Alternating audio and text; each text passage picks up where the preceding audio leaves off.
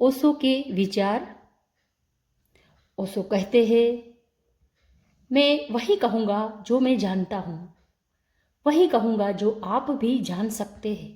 लेकिन जानने से मेरा अर्थ है जीना। जाना बिना जिए भी जा सकता है, तब ज्ञान होता है एक बोझ। उससे कोई डूब तो सकता है, उबरता नहीं। जानना जीवंत भी हो सकता है, तब जो हम जानते हैं वह हमें करना है निर्भर, हल्का, कि हम उड़ सके आकाश में। जीवन ही जब जानना बन जाता है, तभी पंख लगते हैं, तभी जंजीरें टूटती है और तभी द्वार खुलते हैं अनंत के। लेकिन जानना कठिन है, ज्ञान इकट्ठा कर लेना बहुत आसान है। और इसलिए मन आसान को चुना लेता है और कठिन से बचता है। लेकिन जो कठिन से बचता है वह धर्म से भी वंचित रह जाएगा। कठिन ही नहीं, जो असंभव से भी बचना चाहता है वह कभी भी धर्म के पास नहीं पहुंच पाएगा। धर्म तो है ही उनके लिए जो असंभव में उतरने की तैयारी रखते हैं। धर्म है जुआरियों के लिए, दुकानदारों के लिए नहीं। धर्म कोई सौदा नहीं है, धर्म कोई समझौता भी नहीं है। धर्म तो है दाव। जुआरी लगाता है धन को दाव पर, धार्मिक लगा देता है स्वयं को, वही परम धन है। और जो अपने को ही दाव पर लगाने को तैयार नहीं, वह जीवन के गुह्य रहस्यों को कभी भी जान नहीं पाएगा। सस्ते नहीं मिलते हैं वे रहस्य, ज्ञान तो बहुत सस्ता मिल जाता है। ज्ञान तो मिल जाता है किताब में, शास्त्र में, शिक्षा में, शिक्षक के पास ज्ञान तो मिल जाता है।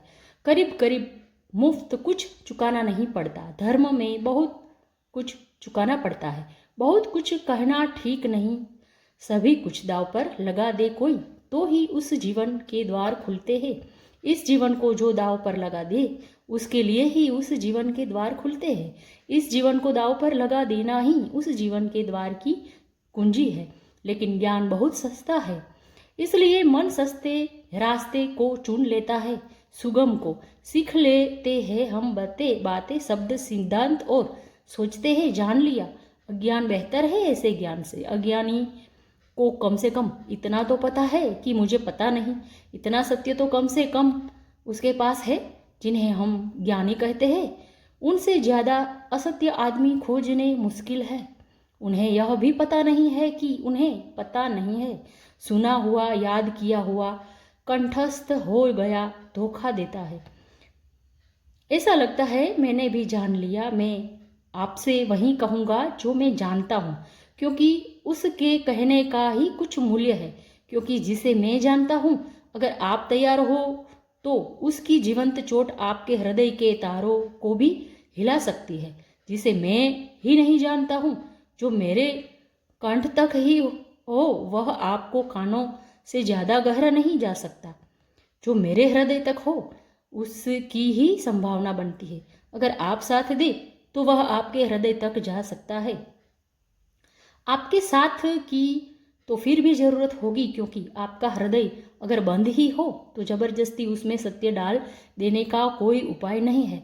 और अच्छा ही है कि उपाय नहीं है, क्योंकि सत्य भी अगर जबरदस्ती डाला जाए तो स्वतंत्रता नहीं बनेगा, परतंत्रता बन जाएगा।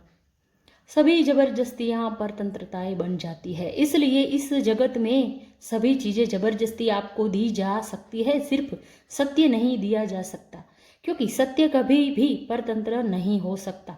सत्य का स्वभाव स्वतंत्रता है। इसलिए एक चीज भर है इस जगत में जो आपको कोई जबरदस्ती नहीं दे सकता, जो आपके ऊपर थोपी नहीं जा सकती, जो आपको पहनाई नहीं जा सकती, उठाई नहीं जा सकती। आपका राजी होना अनिवार्य शर्त है। आपका खुला होना, आपका ग्राहक होना, आपका आमंत्रण, आपका अहोभाव से भरा हुआ हृदय। जैसे पृथ्वी वर्षा से पहले पानी के लिए प्यासी होती है और दरारें पड़ जाती है, इस आशा में पृथ्वी जगह जगह अपने होठ खोल देती है कि वर्षा हो। ऐसा जब आपका हृदय होता है तो सत्य प्रवेश करता है, अन्यथा सत्य आपके द्वार से भी आकर लौट जाता है। बहुत बार लौटा है, बहुत जन्मों जन्मों में। आप कुछ नए नहीं है, इस पृथ्वी पर कुछ भी नया नहीं है, सभी बहुत पुराने हैं। आप बुद्ध के चरणों में भी बैठ सकते हो। आपने कृष्ण को भी देखा है, आप जीसस के पास भी उठे बैठे हैं, लेकिन फिर भी वंचित रह गए, क्योंकि कभी भी आपका हृदय तैयार नहीं था। आपके पास से बुद्ध की सरिता बहती निकल गई है, महावीर की सरिता बहती निकल गई है, आप प्यासे रह गए। आनंद रो रहा था जिस दिन बुद्ध के प्राण छूटने को थे और छाती पीट रहा था, और बुद्ध ने उससे कहा कि तू रोता क्यों है? जरूरत से ज़्यादा मैं तेरे पास था 40 वर्ष, और अगर 40 वर्ष में भी नहीं हो पाई वह घटना, तो अब रोने से क्या होगा? मेरे मिटने से इतना परेशान क्यों हो रहा है? तो आनंद ने कहा है, इसलिए परेशान हो रहा हूँ कि आप मौजूद थे और मैं न मिट पाया। अगर मैं मिट जाता तो आपको मेरे भीतर प्रवेश मिल जाता। 40 साल नदी मेरे पास बहती थी और मैं प्यासा रह गया हूँ, और अब मैं रोता हूँ क्योंकि जरूरी नहीं है कि यह नदी कब किस जन्म में दोबारा मुझे मिलेगी। आप कुछ नए नहीं हैं। आपके बुद्धों को दफनाया, महावीरों को दफनाया, जीसस, कृष्ण, क्राइस्ट, सबको आप दफना कर जी रहे हैं। वे हार गए आपसे। आप काफी पुराने हैं। जब से जीवन है तब से आप है। अनंत अनंत यात्रा है। कहाँ हो जाती होगी चूक? बस यही हो जाती है कि आप खुले ही नहीं है, बंद है। मैं तो आपसे वही कहूँगा जो मैंने जाना है। अगर आप भी अपने को एक खुलापन बना सके तो आप भी उसे जान लेंगे। और ऐसा नहीं है कि कोई कठिनाई है, बहुत एक ही कठिनाई है, और वह आप है।